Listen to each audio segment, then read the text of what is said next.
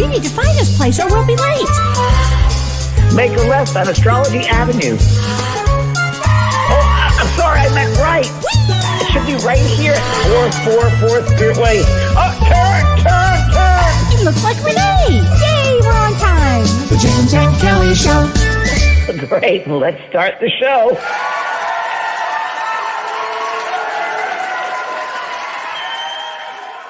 Hey, Kellee! How are you? I'm here with three of my guides right over here. Oh my gosh. Okay, wait, let's introduce everybody. Should we introduce everybody? Yes. Dana, you want to tell everyone your name and what you do and how we met? Okay. I am Dana Crozier. I met James in Sedona, Arizona at the Illuminate Film Festival. And I'm a film producer, and we created a film called Love Heals. And they've been on the show before. Yes, on our show. It's a great film if you haven't seen it. Incredible. Won awards. Yeah. Thank you, Kellee. I'm Chrisanna Sexton, and I'm a director, and we work together. So it's really wonderful. And we just adore James. So we're happy to be here. And then this new one over there. Filming a movie. Hi, I'm Kellee, and I have a marketing company, and I just recently met James in person. I've known of him because I used to work for Hay House, so I have the opportunity to work with him again, which is great. And we're developing the mediumship. We're filming the mediumship, the meditation course. Yes. it's going to be so great. What a great course. The whole studio here in my office, so the ladies will be joining me or not joining me, whatever they go. So we just want to sit. I invited them to sit in. And Great. So good. Great to have you guys. Oh, thank you. Great to be here. I know we're going to be talking about spirit guides. My favorite topic. What about you? well, it's very interesting because a lot of people from my website, my Facebook page, and so forth, want to know about guides. And then my soul care, they talk about guides. And first of all, yes, we all have guides.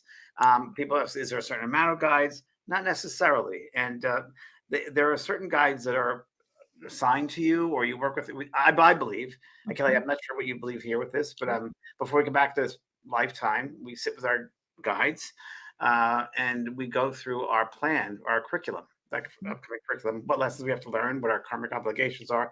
And there are certain assignments of guides to us, depending on what our life plan will be. And let's say, want to be a painter? Well, you'll have a guide that influences you with painting and bringing out those innate gifts within you come out to the surface, and they help you. When I was a medium, studying the medium, I had a medium and a doctor from the other side, a chemist, actually working with my energetic body to be able to open up to spirit. And we have many guides, and they change over the years. As we develop, they develop. We get new guides for new things. There are some that last a lifetime. There's some who've had many lifetimes. Many people who pass over or your friends or family become a guide of yours sometimes. My mother became my guide when she passed because she said she didn't feel she did enough for me in the physical world, so she can now do something in the spiritual world. So does that mean that if you have a parent that has not been very good for whatever reason, they could actually come back and, I don't want to say to make it up to you, but kind of karmically help you? She felt that she wanted to do more for me, that the potential was there, but she didn't use it because she had her own stuff going on in the lifetime. So she did it from the other side. And I know now she's finished with that. She feels the obligation is done and she can move on to other things. But yes, we many times have that. So and also you have, I call them opportunity guides. I wrote a book called Wisdom from you guys. Does everyone know? We have it. You have it. Yes. Oh, you bet. Love this book. It's a good book. It's a basic book about guides and different types of guides. And one thing I want to say is when you enter into a project, let's say making a film, filmmakers here, right? And creating something new, a painting or writing a book or music, you will draw to you a new individual or individuals too who are experts in those fields to work with you on that particular project. So when I wrote the book Growing Up in Heaven, I walked into my office when I lived up in Laguna Beach, and there were children, spirit children, all around my desk. And I'm like, what are you doing here? What are you doing? And I saw them very clearly. They made me see them. And they said, we're going to help you with your next book. I'm like, huh? What does that mean? Because they said, you're going to write a book about us. I'm like, what does that mean? And it really is a book about children that have passed over and what they're doing on the other side and how they evolve and so forth. And that's what that book was about. So you do draw to you those specialists, let's say, if you work on something particular. That's a certain type of guide, many different types of guides. And tell us about inspiration guides. So inspirational guides. So inspiration means inspired. So it could be exactly the same thing. So they're inspiring you. So if you're writing, creating something, they will help you to follow through with that. They'll inspire you. Or philosophy guides. Philosophy guides come from the higher realms. And this is interesting to note also. So if you have, let's say, a philosophy guide who comes with beautiful philosophy, as White Eagle was presented through Grace Cook, the medium Grace Cook, and White Eagle's incredible wisdom comes through. So that philosophical guide will be on that level with her, but there's a guide for White Eagle on the other side as well, on another higher level, and then a higher level. And it's like a stairway going down. That inspires that inspirer, brings that inspirer. So the truth comes down that way. So that the denser vibrations, you see. And it's our job as mediums, I believe, to be able to open up and reach those higher levels as best as we can try to love through doing kindness and compassion and teaching it and living it and reaching those high and always trying to reach the higher levels of compassion and love. Always attempting. Well, I love that you talk about that our guides are here to teach us certain things and they have lessons. And I love this one. Never judge another. Never judge another. Never judge another, because you never know what their background is. You don't know what they've been through. And it's interesting enough that I've heard that guides, of course, they're doing their work like we're doing our work down here. They're also doing their work. So when they're finished with our project of working with us, they move on to another project or another mission they have to. And I wouldn't always say that guides are better than we are, because they're not necessarily. They're in a position to help you to be the best you can be. And we could just say that. Absolutely. An interesting thing too, which I found in my readings, is so fast. I'm sure you have too, Kellee. So amazing. I have one story I'm going to say in a second, but that there were some guides, very interesting, that I've done a lot of, as you have, kids that have passed over with overdoses, drug addicts, whatever, or fentanyl problems and all that. And I remember the person who came back, it was a gal or a guy, and 20-something-year-old, and they said, "Well, I'm working in Mother Earth. What are you doing over there?" I said, "Well, they've been there 3 years. They're guiding another person who has this addiction problem on Earth, and they're trying to inspire them to move beyond that." Oh my goodness! Yeah, I've seen that. Yep. Yeah, and it's pretty amazing. So yeah. Oh my gosh. I had a really interesting experience with my spirit guides, and I've shared this story before. But I read your book, Talking to Heaven, in 1997, and you say in the book, if you want to talk to your guides, talk to them every day and ask them, to show themselves to you, or ask them. Night, just say, "Please, I would like to see a guide." It might not have to be that night, but during the course of months, it might. Well, in my case, and I was a busy, professional, and the last thing I would have thought is that I would see my guides, but I actually every day said, "Guides, before I went to bed, I want to see you. I want to see you, guides. I want to talk to you, guides. I want to see you, guides." And 3 years later, while I was in Tahiti on a small island with no electricity, my guides physically showed up.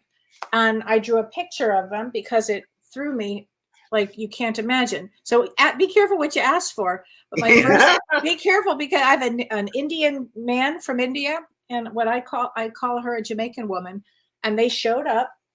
And I've only seen them 2 times after this, but I saw them in dream states after this. But they came in, and I've been with them for a very long time, they told me. I have a couple of guide stories. I might have told this over the years, but I still find them fascinating. One goes back in the 80s, and a guy I was dating at the time, but we'd broken up.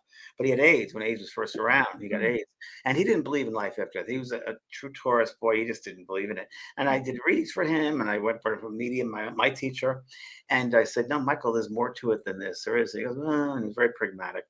So anyway, he passed over, and I lived in Hollywood. He lived in Culver City, and it was a Sunday morning. And I remember that was the day of his memorial at his house in Culver City. And I'll never forget it. It was at that twilight state. We're just about to wake up. And a woman comes to me, and it was a guy. And right away, it was a guy. And she's a flowing dress. It was this African lady, Africanese. And she said, and right to me, telepathically, "You need to tell him. He needs to hear it from someone he believes, he knows." And I said, "Oh." And she left, and Michael was there, and he said, "Am I dead?" And I said, "Yes, you are." He goes, "Wow," because I said, "Well, where do you find yourself?" And he said, "I'm in a closet." I said, "Well, no, you've passed over, Michael, and I'll be at memorial service." So that afternoon, I went to the memorial service, and his brother had it at the house. And I said to his brother, "Where did you put his remains, his ashes?" And he said, "I didn't know what to do with them, so I put them in the shelf in the closet." Oh, he was in the closet. Wild story. Oh, wild. Right? So the guide helped him. And now another really interesting story. I just talked about this a week ago because I still find it fascinating. You guys will love this one. I did Kellee, you know this. I was in Thousand Oaks. I did a demonstration at a church there, or a spiritual space there. And I remember this young man came through for his mom and dad, and he died in a car accident. And I remember that he really wanted to play the guitar. He said to Mom, I always wanted to take lessons. You know that? And she goes, yes, he wanted to take guitar lessons. And he was ready to do that. He was going to get a scholarship. And he came through and said, I'm doing that. And then, so that was fine. And then the next reading, a message came from a man on the other side of the room. He said, there's a man here. He plays guitar and he does jingles. And he said, he's written many, yeah, I talked about this recently. No, I was there. Yeah, you were there. And it was, Yeah. it was Harry Nielsen. No, Dawn was there. We both went, oh my God. It's a big deal. Yeah. Harry Nielsen was there. So then we found out that he said, I'm his guide. Harry Nielsen was this boy's guide to learn how to play the guitar. That's what he was there for. They came together. Get this one. Then you think like, what? Well, that wasn't it. If you remember. Oh, I remember. And they're doing a book signing at the end. And the lady comes up and she said, well, that was really something about Harry Nielsen. You know, I was a 911 operator that got the call of his heart attack. I was like, what? That was unbelievable. Unbelievable. Yeah. I mean, but that's how they orchestrate things. Yeah, it's very true. They're very involved in our lives. I mean, they're so guiding us. Mm-hmm. They're so guiding us all the time. And we just got to remember to step out of the way and just be open. And things happen in weird, strange ways. And like the more you try to control things, hold on tight, the harder it is for them to get through. And the harder it is for us to be inspired because we're closing down that vessel, that channel. Well, but we were asked, what's the difference, James, between a guide and an angel? Well, that's very interesting. Well, you know, this is people might find this amazing, but I don't know if I totally believe in angels. There you go. No, I do very much. Very much. I don't know. I think that angels might be in a different realm altogether. Okay, I'll put it that way. I think that might be maybe more evolved. I don't know. I don't know. You know, I'm a double earth sign. Come on. I know. So part of me is like, well, I've heard from other days in the past days of angels that really what had happened was someone had a vision of someone and there was so much light behind them. They thought they had wings. Oh, interesting. Interesting. And it was the aura. Yeah. And I mean, I don't know if I don't know if I believe that angels with wings and flying and harps. I don't believe in that. I just don't. I do believe they're inspired beings, very evolved beings. We can call them angels. Mm-hmm. You know, I'm doing a show right now about angels, so I understand. So and yeah, and I know. What can I say? I don't know what to say. Well, I always say this when I get asked that question. I always say that we don't have to agree on everything either. Kellee. No, absolutely That's why not. we do this because we have to. Absolutely, but guides, from what I understand, from my experience, most guides have been on Earth before. They've had at least one lifetime here, so they understand the pitfalls of Earth and how difficult it is and how challenging it is. Yes. Where angels, I don't think that they haven't had physical lives here. They kind of come in and swoop out. Yeah, but they're also guides that have never been on the Earth. They're also that's true. The higher beings for sure. The higher realms. So those could be for sure. I guess the labels don't really matter, right? It's more the work that matters and how they help us and assist us. So if we with your angels, I always have, and this is just me generally speaking, and I always have a hard time as I've done this work for many years. Getting into, and my points of view have changed over the years, totally. But when people place human traits onto things that aren't human, like, you know, I need the name of my guide, I need the name of my guide. Well, it's more energetic. When you feel a certain energy, like if you tune yourself to an energy, you feel them. And later at the end, we'll do a little exercise with us. And you'd feel the difference in the energy. That's more the different frequencies is how I would really respond to their identification. You know, it's funny you said that because I never really got a name from my guides ever. Never did. It really is not important. They give you feelings. It's not important. It's important for the human to conceptualize it, but it's not for them. It's more energetic, and it's more important what they help you, assist you with, and how they merge with who you are. They're part of us, and I think they bring out those aspects of themselves, maybe that they've perfected, if we can, or evolved with, that they try to help us to evolve those other similar aspects. Yeah. And they're always guiding us. I mean, we're always looked after. We never walk alone. We never walk alone, and it's not possible. It's not possible. And Uh-uh. it's so interesting because there's so many realms around us and levels and dimensions all around us as we sit here. Mhm. It's all around us, you know, and they're always around helping us. So people are asking, what's the best process to connect to your guides? You read the book Wisdom from Your Guides. And Yeah, that's true. That's true. understanding your guides. So, Mhm. so there are many different ways, and I have a class on it in my school as well with your guides. But to me, again, I'm a real proponent, and this is my meditation course we're filming today, about sitting in the quiet, sitting in the silence, the stillness, and really becoming aware of that space. And with that space, you become aware, and again, with this exercise later, a little bit of this, where you become so aware of that surrounding, and that you ask a guide to come to you, and you become aware of the energy. So we'll do it later. It's a way of doing it, but that's one way. Another way you can do it, which is really lovely. I like to put myself in an alternate state of consciousness. So whether that's doing a breathing exercise, bringing up and relaxing and just surrendering. And then another way is you can have a piece of a pad and a pen and ask an inspirational guide to give you a message and automatic writing. And I've done this in workshops, and it's amazing what comes through. I was once thinking of doing a whole book of just the messages that people have gotten in workshops. Do it that way. That's a good way of doing it. An easy That's a way. great way to do it. Yeah, it's a great way of doing it. You do it before bed, or just wait, just when you wake up, be also another Right. great time to do that. So have it all prepared when you go to sleep at night, have it next to your bed. When you wake up, the first thing you do is you reach for the pen and the pad, and you ask them to come in and give you a message for the day. And that's when you could do that. You could also do this. I'm going to give you something. Oh, thank you. Okay. My guy just gave me something. Ha, ha, ha, ha. I know. This is what happens to me. I get crazy. Ladies, you know that. I think that I've seen something like this last time. What I would do is circle. So, Okay. right. Yeah. So and I put JDP, right? Right. And then I'm gonna do a line on top, on the bottom, here, just 4 right now. I'm gonna put circles around them. There's no sacred way of doing this. I'm just making this stuff up. They give me this. Okay. There are 4 circles. And then in the morning, did I freeze? No. There you are. All right. So then 4 circles. And then in the morning, what you're going to do is ask them, who are you? And let them fill in the circles, the different guides. And then see an inspirer, a healer and guide, and see what they do and do it that way. Oh, God, I love that. Isn't that great? Mm-hmm. That works. That does work. You know, it's really interesting too. I mean, one of the things that I learned along the way here is I'll never forget. My husband asked me years ago, he said, "What's the name of my guide?" And I said, "I don't know. Why don't you ask him?" So he went to bed and he wakes up about 6 in the morning. And he said, "Oh my God, he told me his name." I said, "What's his name?" He said, "Nathan, and he's a Native American and he's huge. He told me his name." So I said, "Nathan?" He said, "Yeah." Well, the weirdest thing happened after that.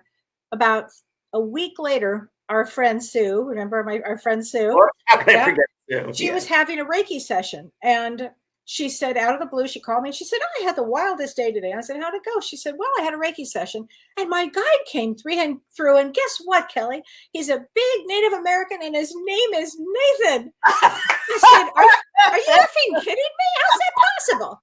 So I said that to Don. Don goes, "I don't want to share my guide, but the thing is, but guides can work with other people, right? Oh, of course. It may not just be one guide, or it might be other people. It's like a teacher. Right? Many students, same thing. And maybe is it possible, James, that a guide could watch over a group of people? A soul group. They soul went through group. a soul group. You betcha. So do you think families have guides?